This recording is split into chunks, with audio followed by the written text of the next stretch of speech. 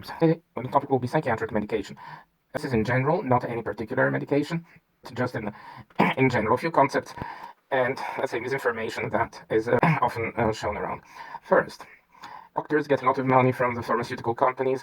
Well, unfortunately, this is not true. We don't get any extra presents or something if we write more than one medicine or more of another. It doesn't really make a difference. For a doctor who just is prescribing medicine, this won't make really a difference at all.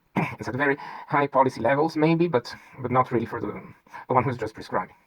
Second, this is also a mistake patients make. Patients often refer to medication by brand name instead of substance name. This of course helps certain brands. I won't mention the brands, of course, but let's say important thing is the substance, not the brand.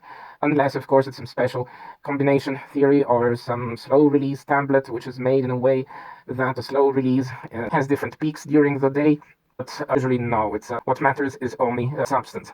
As patients, you should also get used to mentioning things by substance, not by brand, and not thinking that a generic one is worse than the one with the brand name. They're exactly the same substance.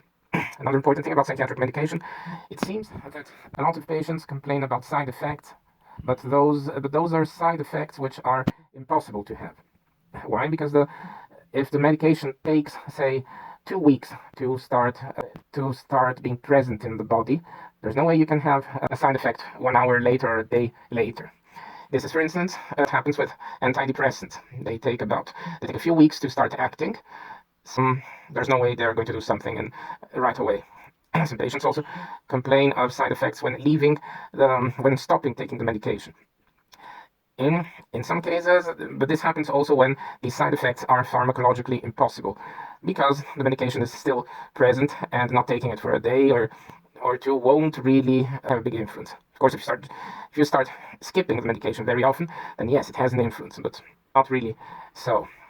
About psychiatric medication too, and this I suppose it should have been a separate topic, but some refusing psychiatric medication.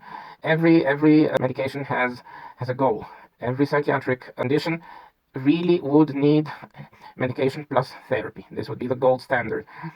As an adult, of course, you have the right to refuse medication if you don't like it. However, in psychiatric conditions, your judgment is not fully complete, and you're putting your judgment next to the judgment of somebody who studied medication for about 10 years.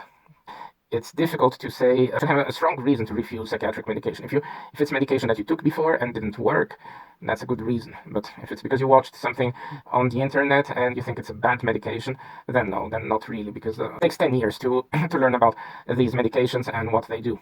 In certain cases, people are not allowed to refuse medication, but this is the case of people who have to be committed to hospital. Then medication is forced, of course.